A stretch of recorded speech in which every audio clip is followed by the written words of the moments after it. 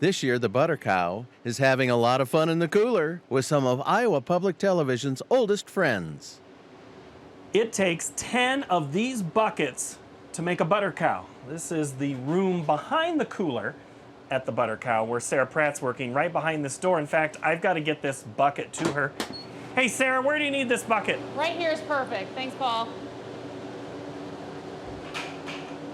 So if it's 10 buckets of butter, where does all that butter go?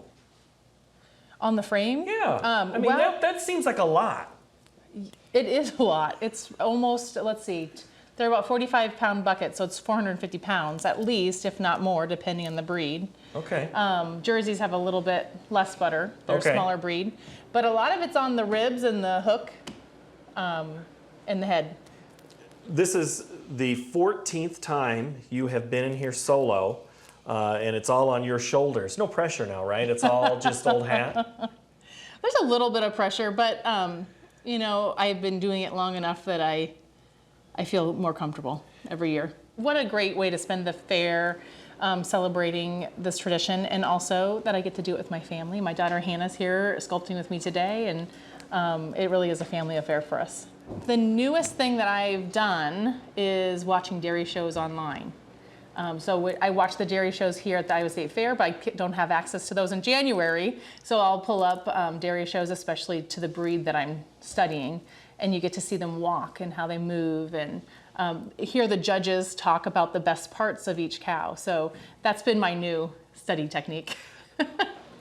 Is it once a day, twice a day you check by going out and coming back in to see how you're doing? About every 2 hours, which correlates with a warm-up break. So every time we get out to warm up, we try to head out and around and see the different proportions. And the other thing that plays with people's perceptions would be the lighting.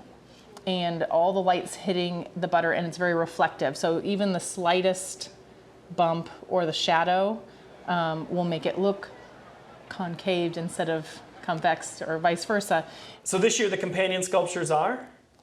We are celebrating 2 exciting anniversaries, one being the 50th anniversary of Sesame Street, which I grew up watching at Iowa Public Television, which is also celebrating their 50th year. So it's so appropriate that we get to honor both of those. So the Sesame Street characters, was there one that you really had to do? It was really hard to narrow down. And you know, like ideally I try to keep the figures in here to like 4, just for space purposes. But I had a hard time narrowing it to 7, honestly. Big Bird was the obvious first. He's my all-time favorite, and also yellow. So it seems he's already, you know, like he seems he's a natural to be in the butter sculptures. From there it went to Bert and Ernie, Oscar, Elmo, Cookie Monster. Julia is the newest character.